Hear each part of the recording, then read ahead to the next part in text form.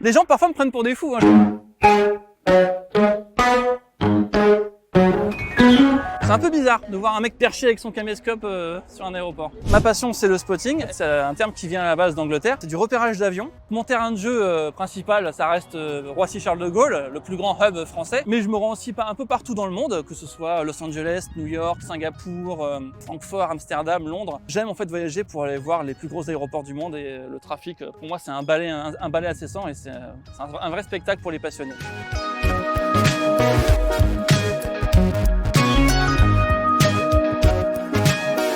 Je vous présente l'application indispensable, c'est même l'outil du spotter, l'application Flight Radar, et ça permet en fait de suivre en temps réel absolument tout le trafic aérien mondial. Donc là, on a, là, pour l'instant, on a le petit A319 Air France, mais on a surtout un Delta A350 qui vient de Atlanta, qui arrive dans à peu près une minute. Là, on a un vol long courrier Delta A350, qui est une belle bête, hein. C'est une des machines les plus modernes que j'ai pu prendre et une des plus confortables.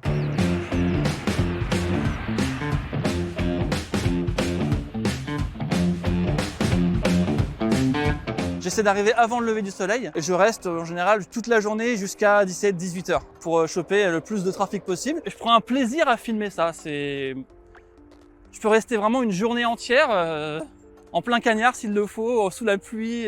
Les gens parfois me prennent pour des fous, hein. Je me fais klaxonner souvent, qu'est-ce que tu fais et tout, que ce soit à l'étranger, dans toutes les langues. Hein. À l'île Maurice ou à Singapour, je me fais qu'est-ce que vous faites là et tout. Aux États-Unis encore, ils sont plus habitués de voir des spotters. Mon premier spotting, c'est venu un peu sur un coup de tête. On était en vacances en fait à New York avec ma compagne. On était dans le Queens à côté de l'aéroport JFK et puis moi je lui dis bon, je vais faire un petit tour à JFK avec mon vieil iPhone 5. J'ai commencé à faire mes premières images totalement amateurs. Puis il y a eu un déclic et pour le voyage suivant, donc c'était à Los Angeles, et je me suis dit bon, je vais m'acheter une vraie caméra. C'est devenu mon outil de travail. Il faut savoir qu'au moment où j'ai commencé à faire mon premier spotting avec mon smartphone à New York, j'avais 80 abonnés. Juste après le spotting de Los Angeles, je suis monté à 3000. Et depuis, en fait, j'ai aperçu que ça plaisait aux gens.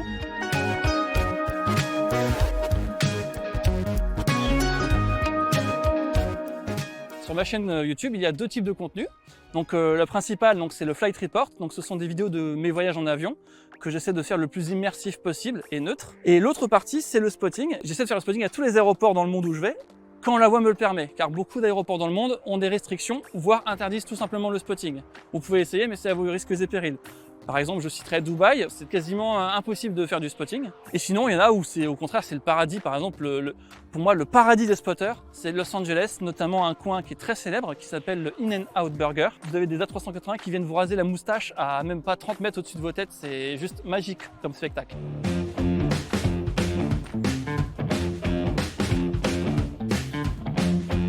À Roissy, on vient surtout pour voir du trafic, on va dire très varié de toutes les compagnies du monde.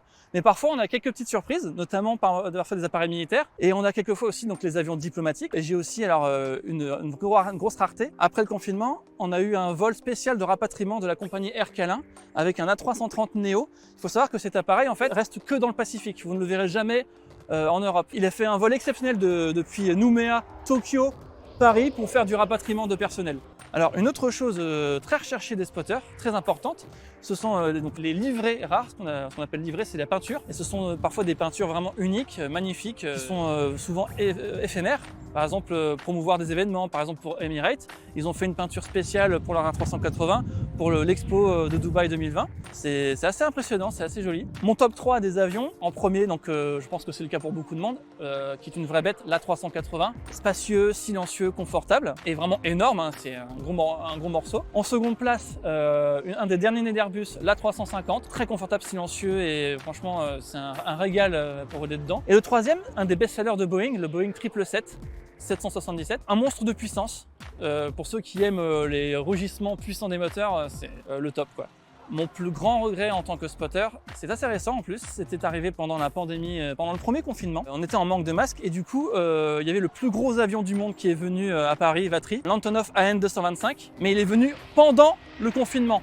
Donc personne n'a le droit de sortir de chez soi. J'aurais aimé tenter le diable, mais c'était risqué de se prendre une amende. Et malheureusement, c'est une occasion qui ne se représentera plus jamais pour la simple bonne raison que l'Antonov AN225 est un avion ukrainien qui malheureusement a été détruit il y a 2 mois lors de la guerre en Ukraine sur l'aéroport d'Hostomel. Pour ceux qui aimeraient se lancer dans cette passion, Je vais vous dire à peu près ce qu'il vous faut pour bien débuter.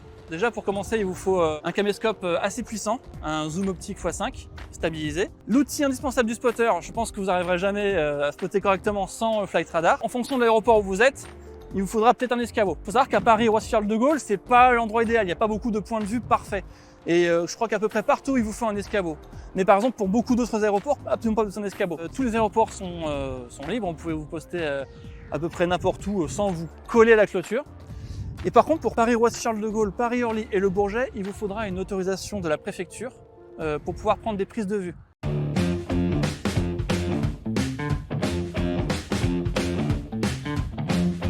Deux minutes.